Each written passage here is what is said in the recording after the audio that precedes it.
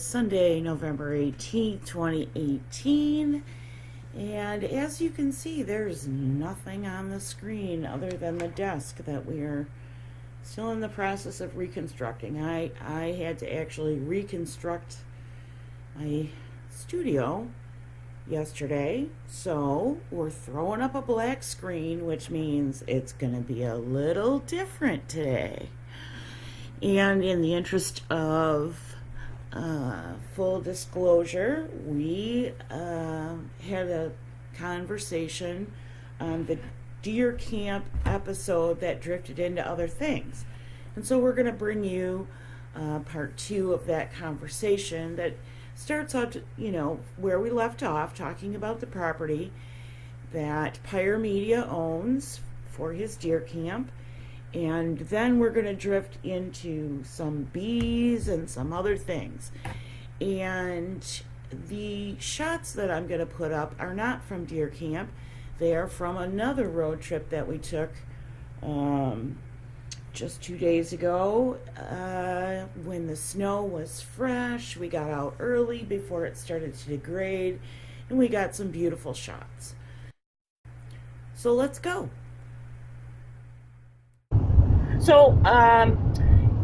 So you own this property, and when you bought the property, you clearly had some idea of what you would like to do with it, including hunting. And what other, what other purposes are there for that property? Oh, well, I don't know, I'm sure there's some other use for it, but we always used it for hunting. Now, I did have my beehive out there. Tell us about that. Well, it was really a good spot to have a beehive. I only had the one hive, and they produced, and believe me, I never intended to, like everything else, I'm an underachiever, and I really just wanted to be the world's most mediocre beekeeper. I didn't want to put much effort or energy into it, and just have it for my own purposes. And then the first year I only got about a gallon of honey, which was really, I was happy with that. But the next 2 years, the second year I think I ended up with 13 gallons of honey, and I know that's not normally measured by the pound, but that was the way I measured it. And I had so much, I didn't know what to do with it. I gave a lot of it away, but that led me into making wine. Not mead. Yeah, mead. They've got different names. When you make wine with honey, they've got all these other names. If you use fruit, it's like mead. Yeah, like mead if it's just plain. But I tried all these different things. I made tomato honey wine, for instance. I had raspberry, cherry, grape, wild grapes. I made lemon and watermelon. Just whatever sounded good. I'd give it a try. And tell us about that tomato wine. Well, the funny thing about that, it really, unless I told you that was tomato honey wine, I don't think you would have identified it as such. But the funny thing that I always told people was after I had a glass of that, for some reason I really had the craving for spaghetti.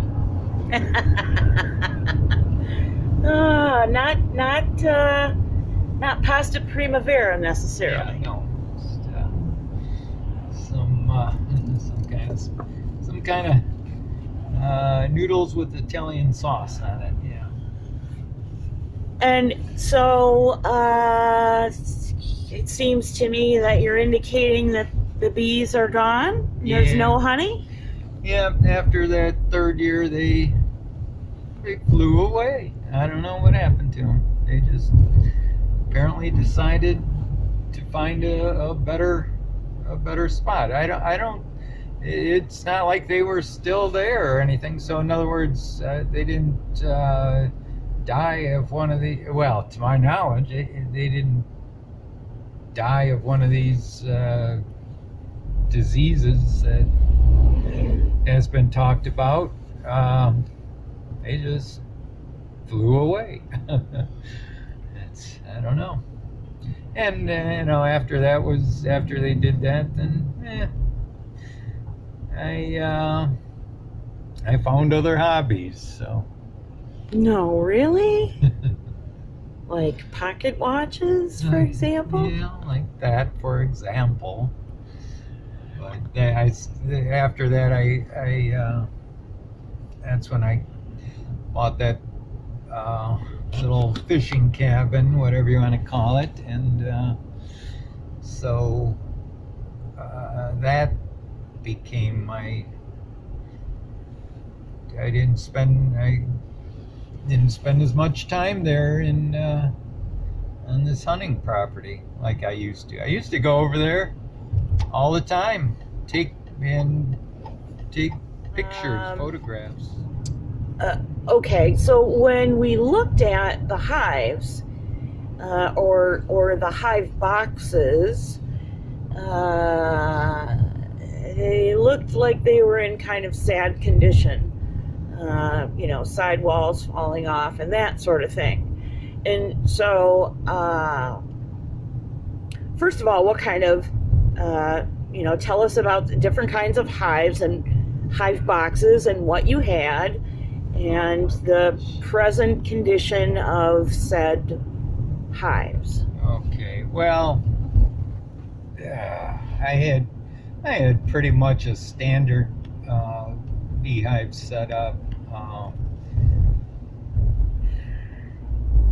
It was a little different. It was, oh man, I'm not going to be able to remember. This was 12 years ago now.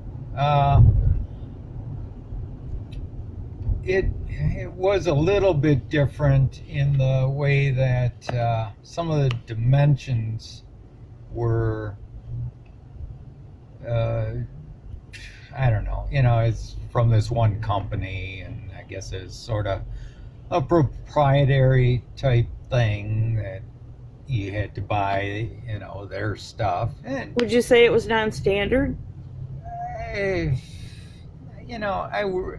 I guess from the respect that you couldn't go to Family Farm and Fleet or whatever and buy parts for it. Yeah, I suppose, but it looked like a standard beehive. I don't know. But there's different kinds there, and I'd like to try it again, and maybe this time I think I'll build. There's this type that I've seen in a couple articles that it's sort of a long. Sort of, instead of going up, it just goes across, and I can't remember what they call Langstroth by any that. chance? Maybe, I don't know. There are different kinds, and it'd be interesting to give one of those other types a try.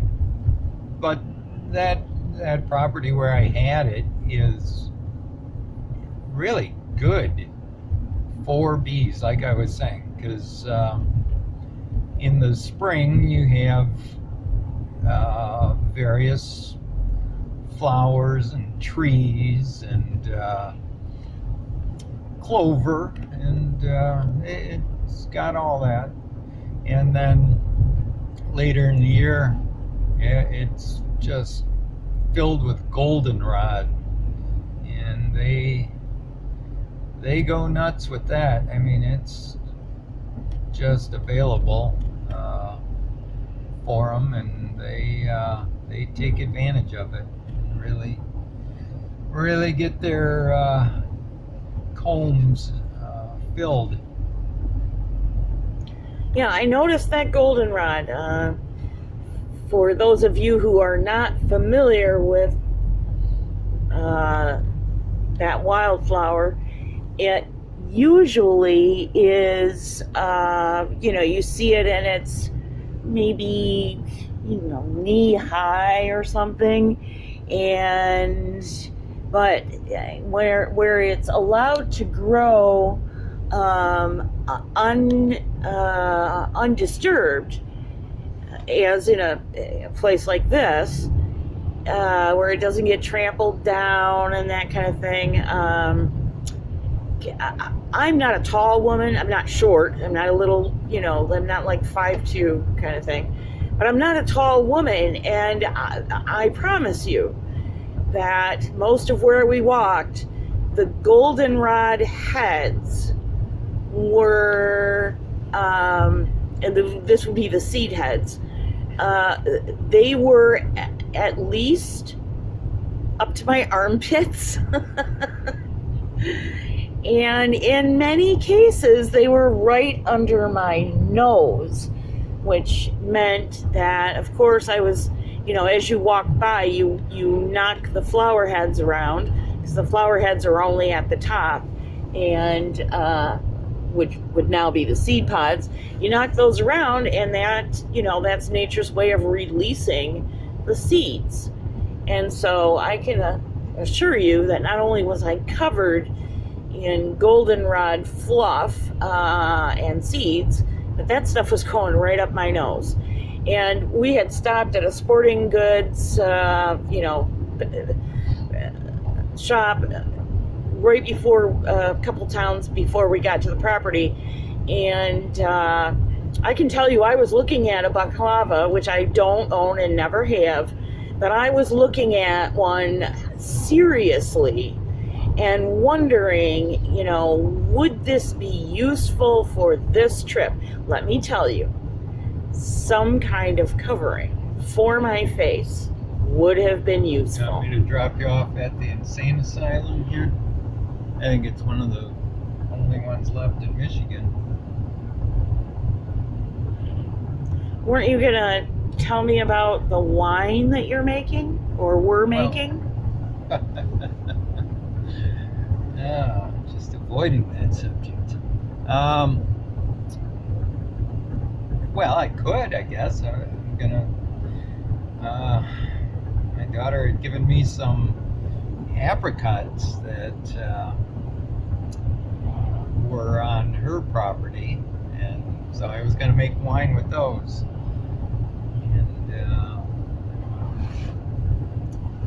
And I was gonna do it this past weekend, but somehow I got delayed. I read the recipe for it. Looked like I'd have to be making it over the course of a few days, and I just wasn't going to be in the same place for all those days. So that's been put off till maybe next week. Okay, that's this year's project, but I think I was more talking about in years past, we talked about tomato wine, we talked about lemon wine. Well, we talked about tomato wine, but we didn't talk about any of the other kinds of wine that you've made or mead.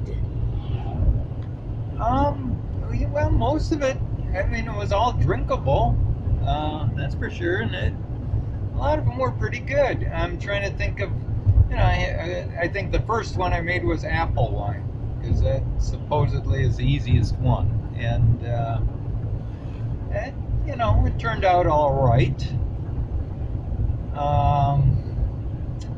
Trying to think of my favorite kind. I would have thought it would have been the cherry, but that's not really the case. The blueberry wine was good. Pineapple wine, that was good. The lemon wine was good. Raspberry, I think, was one of the better. Or blackberry, I can't remember. But both of them were good, real good. Grape, I think I've made more wild grape wine than any other, just because my parents had an abundance of wild grapes, and that was really good.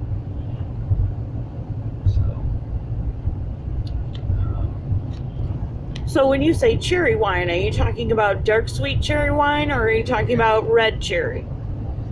Yeah, generally I use the sweet cherries for that. And I don't know if I strictly used. I know once I made it as just a sort of generic cherry, where I just any kind of cherries I could find. I use, tart cherries, sweet cherries, maybe even some maraschino cherries. So over the years, how many years of active wine making would you say you racked up for all puns intended? I would say probably about 4 years. And then about how much did you make in those 4 years? Oh boy. It's a good question. Oh my goodness.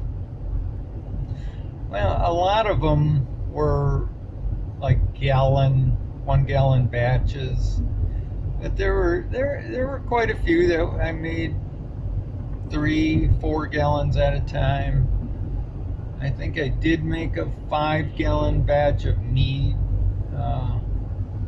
once, but most of them were just a gallon or 2. So yeah, I mean, if you add it all up, I don't know.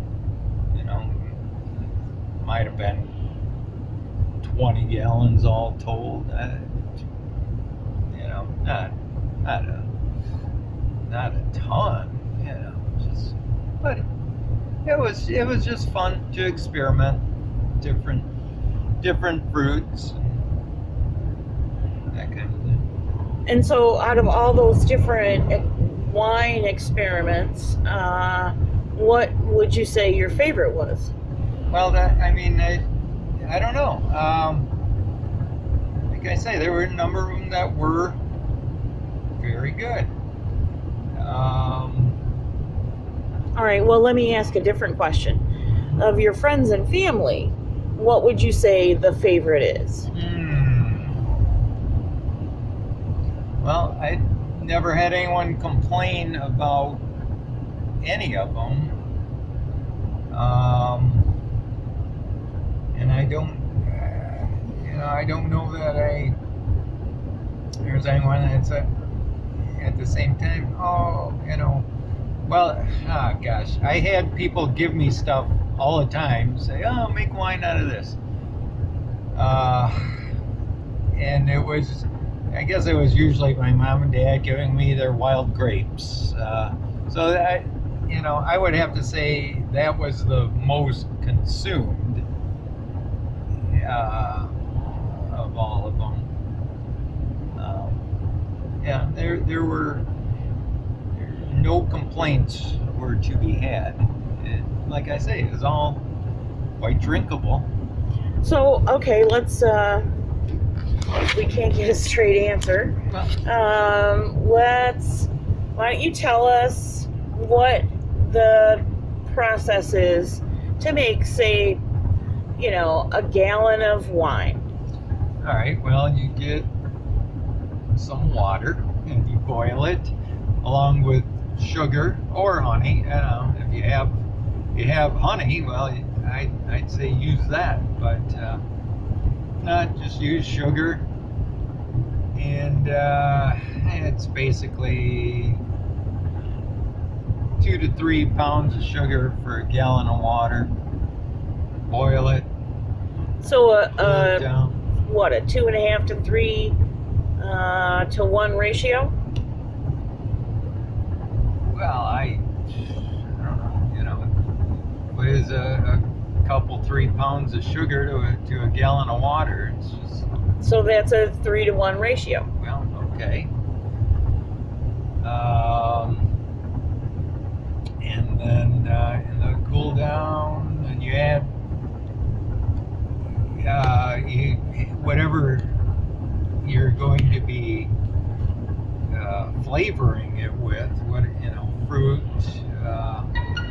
whatever. You have that in a mesh strainer bag, and you sort of crush that up inside the strainer bag, and then you let it sit. You have to take a measurement to see how much sugar is there. And what's that measurement called? Oh my gosh, see, I should know that. It's not coming to me immediately. All right, so let's ask a different question. What's the purpose of finding out what the density of sugar to water is? Well, the yeast has to convert it into alcohol. So you have to have enough there to feed the yeast, basically.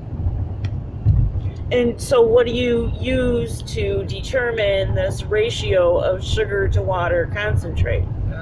It's an instrument. You fill a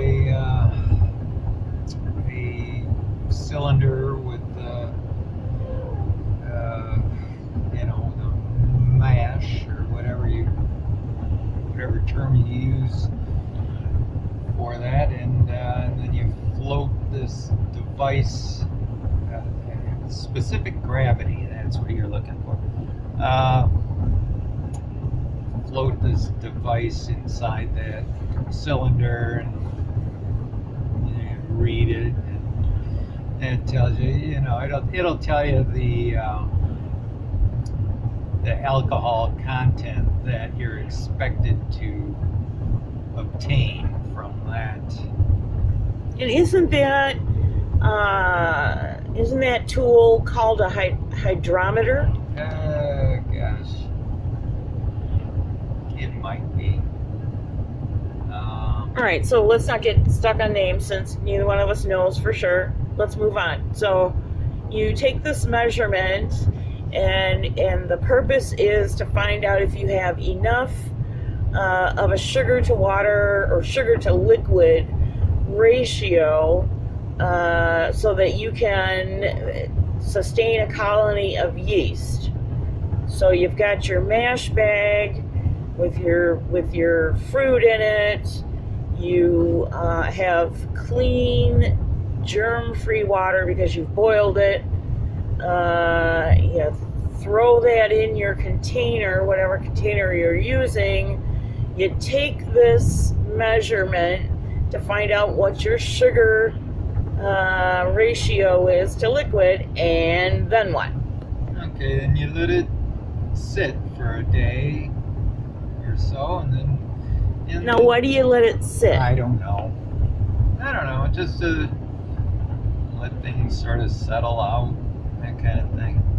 And then you add your yeast. And usually I use champagne yeast, just because it's my understanding that gives you the biggest percentage of alcohol as compared to some other types of yeast. Now that's interesting, because I don't know, I'm not a wine connoisseur by any stretch of the imagination. I didn't even really like wine until much later in life, having racked up a couple of decades. And so I don't think of champagne as having a high alcohol content. So can you tell us, what the relative alcohol contents are, if you know? Well, usually for wine, there is a definition of what constitutes wine, as opposed to, I don't know, other forms of alcoholic beverages. But wine, you're generally looking from anywhere between 7 and 13% alcohol. Probably 14 would be like the absolute maximum that you could derive from fermentation with yeast. And so that's comparable to beer at about 12-ish? No, beer is, like 5, 6, 7%. So it's twice what beer is? Yeah. Wow, I wish I would have known that a few decades ago.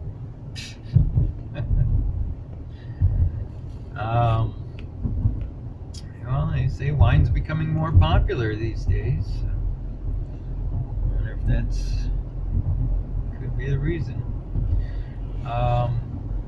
But what was I gonna say? And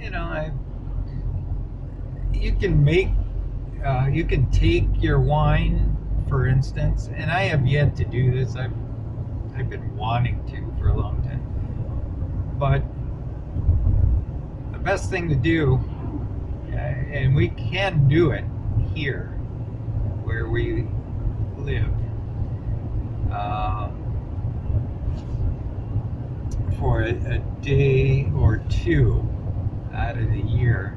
If you take your wine and you set it outside when it's 10 degrees below zero, colder the better, you're going to, it'll turn to ice. The water will, and it'll leave the alcohol behind. And that is one way of making brandy. And so have you ever actually made brandy, or? No, it's been something, like I say, I've been wanting to do it. I just have yet to do it. It's like, we'll get a cold snap like that, and then the next week it warms up, and I'll say to myself, oh no, why didn't I set some of that wine outside? And okay, so but there's another product you can make besides brandy. Why don't you tell us about that other product? Like what? Like ice wine? Well, I mean, that's just, ice wine is, okay. I mean, people, the only reason they call it ice wine is because they harvest the grapes when they're frozen and then make wine out of the grapes. Now, that's for the real, authentic winemakers that make, wine from grapes. Well, you make wine from wild grapes, don't you? Yeah, in a sense, but it's more like you use the grapes to flavor the product rather than making strictly, wine from grapes. I'm a little confused. Well, I use sugar, to feed the yeast. Whereas those people that make, wine that you find in the store, they just use grapes. They don't put sugar in there or anything like that. So, okay, so you're really not making wine. You're making some sort of soft alcohol, fruit flavored soft alcohol. Well, whatever. Everybody calls it wine. I don't know. You can. I don't care what you call it. It's good stuff. And is there any other brewing type beverage that you make? I made ale once. And how did that turn out? It was just okay.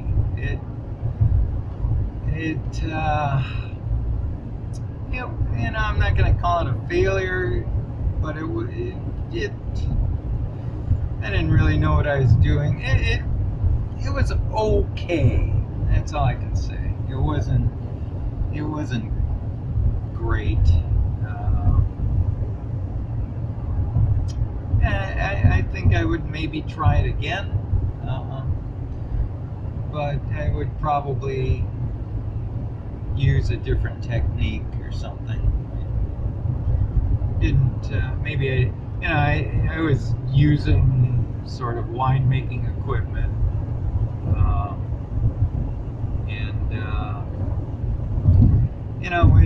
when you're making beer or ale or something, it has its own sort of stuff. It's not all that different, but it's a little bit different, I guess. Okay, so you've made wine-like product. You've made ale. You apparently have made mead. And is there anything else that you've made? Well, yeah, I mean, I've made, it would be, an alcohol product that, I'd call it, and it's just not me that, I didn't come up with the name, but I made a Polish nalewka for my daughter's wedding. And what is nalewka? It's a top secret thing. Why should I tell you?